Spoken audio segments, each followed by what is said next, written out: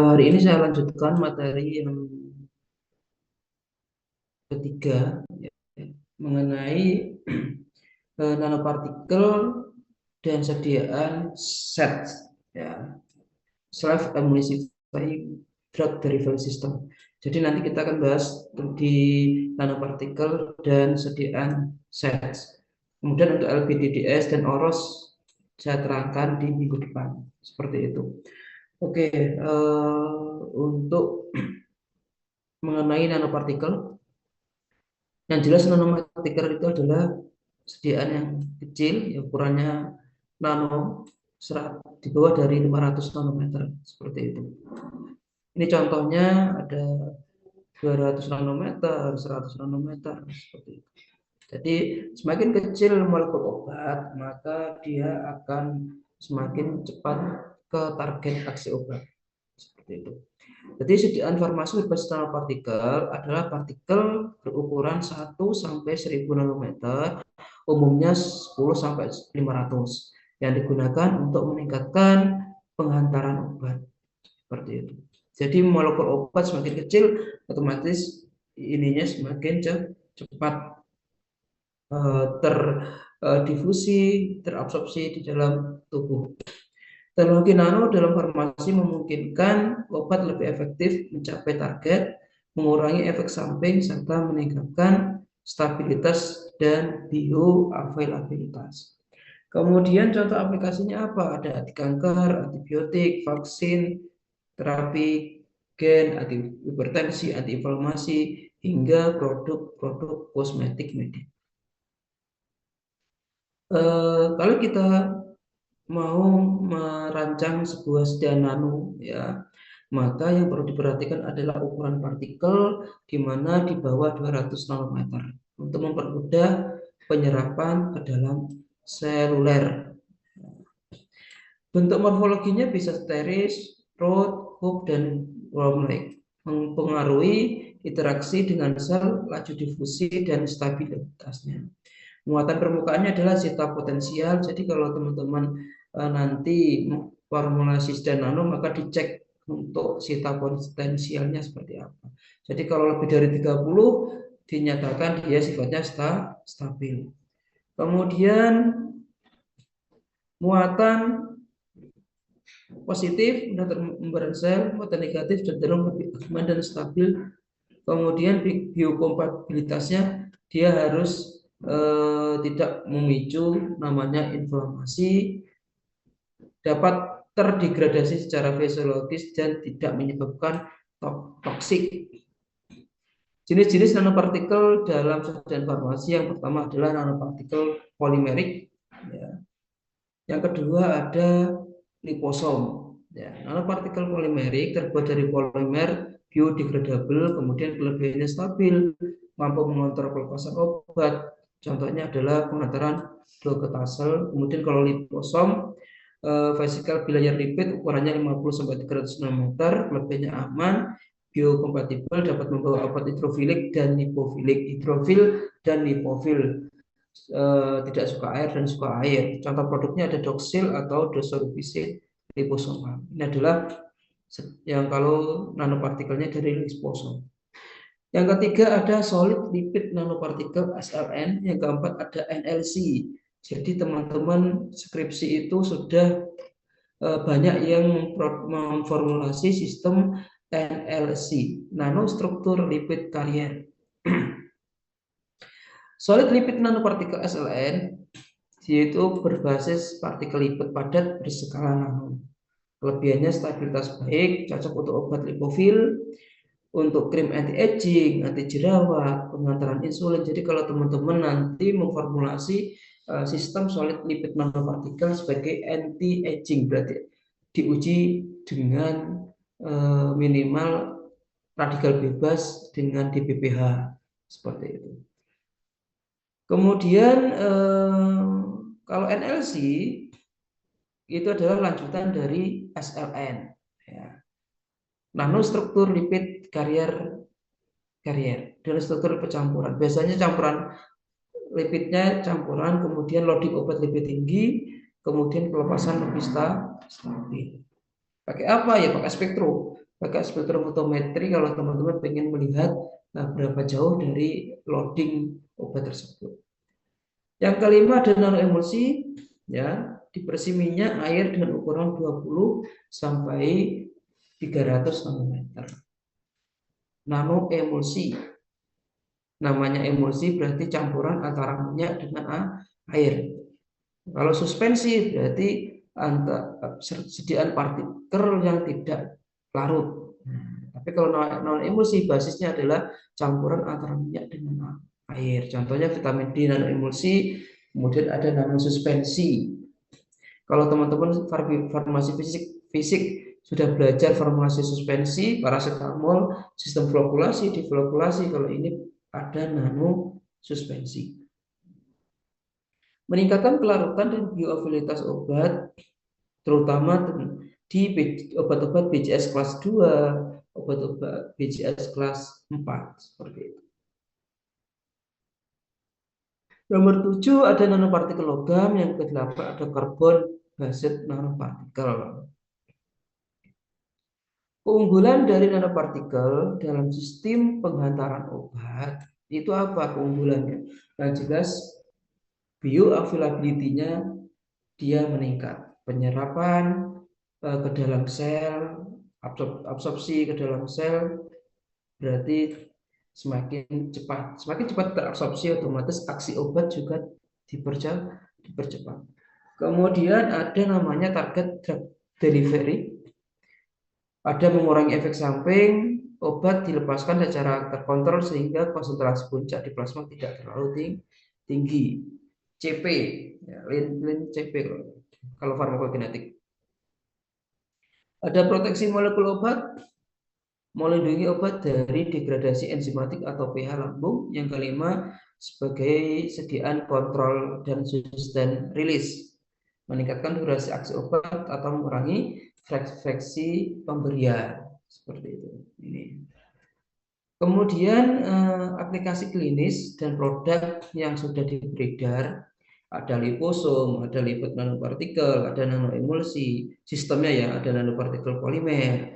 Kalau produknya ada doksil, indikasinya ada kanker, varium, kemudian lipid nanopartikel, contohnya COVID-19 waktu COVID kemarin, nanoemulsi, contohnya untuk mata kering, nanopartikel untuk kanker payudara, seperti itu. Ini adalah contoh produk-produknya, ya. Ada doksil, kemudian ada comirnaty, ada abrazyme, kemudian ada restasis untuk mata kering, ya. 60 untuk single dose dalam sediaan vial, seperti itu. Oke. Ini evaluasi sediaan nanopartikel. Apa saja yang dievaluasi? Ujung itu fisiknya apa saja? Adalah ukuran partikel. Jadi teman-teman nanti nge-labnya di mana ya? Nge-labnya di luar dari IIK. Karena IIK belum punya alat untuk ukuran partikel. Yang kedua, zeta potensial. Yang ketiga, kapasitas penyerapan obat. Yang keempat, muatan obat atau drug loading. Kalau drug loading itu bisa dicek di IIK. Kemudian stabilitas fisik itu bisa dicek di farmasi industri. Kemudian profil pelepasannya in vitro release, efektivitas in vitro dan in vivo.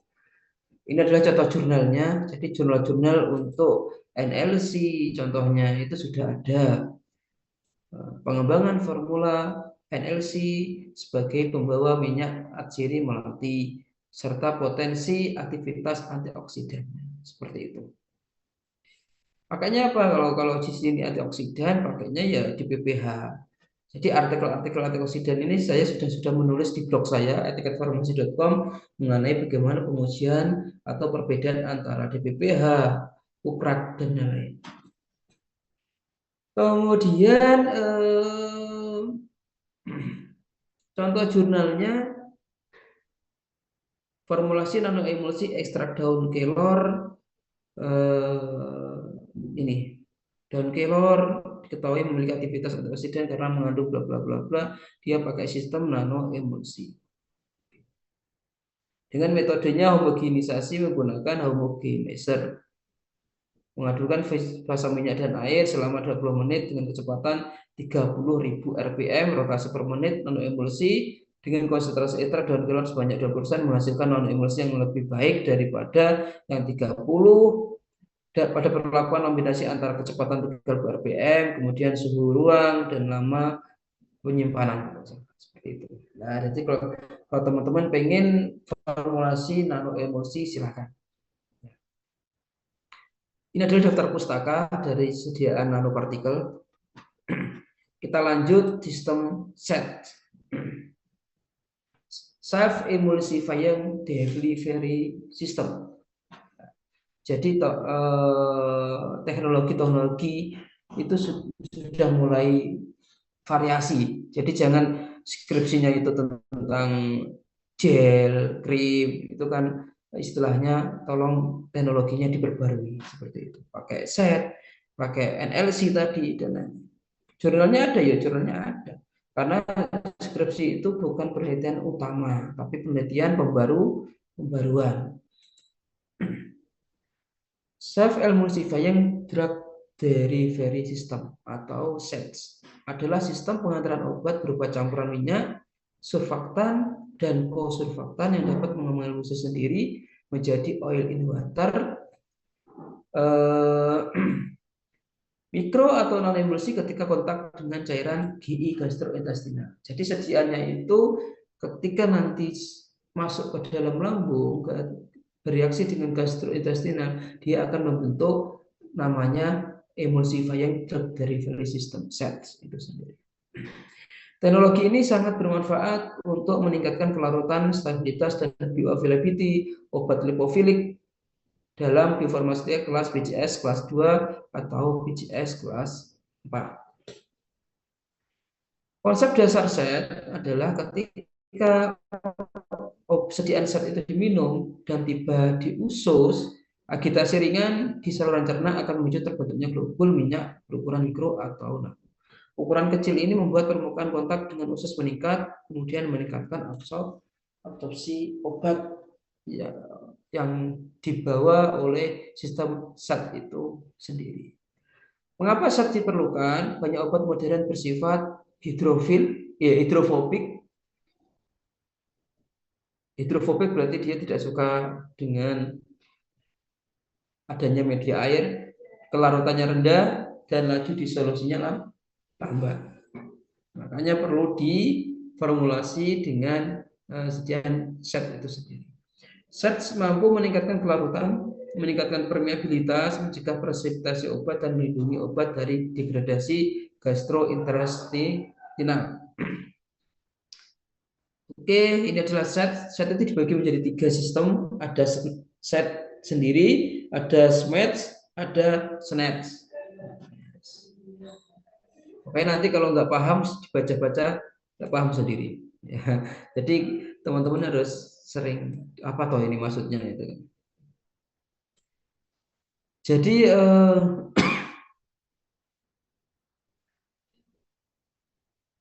ini contoh bagannya ya, formulasi, karakterisasi, kemudian ada trennya ke depan seperti apa. Ini teknologi.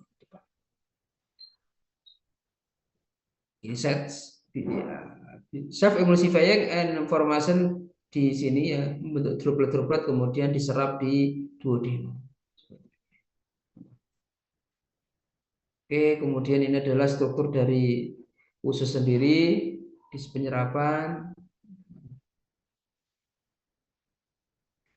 Kemudian klasifikasi dari tadi SET ya, ada self emulsifying, ada self micro emulsifying, ada self nano emulsifying drug delivery system. Ya. DDS drug delivery system DDS. Menghasilkan emulsi makro 100 sampai 500, nanti hubungannya dengan bagaimana menggunakan HLB, kemudian menghasilkan mikro emulsi 10 sampai 100 nanometer, transparan atau semi transparan, stabil secara termodinamik. Kalau SNET sangat jernih, jadi kelihatan ini sediaannya kayak aquades, padahal di situ sudah campuran antara minyak seperti itu. Jadi semakin jernih semakin bagus dengan menghasilkan kurang dari 50 nanometer, sangat kecil partikelnya.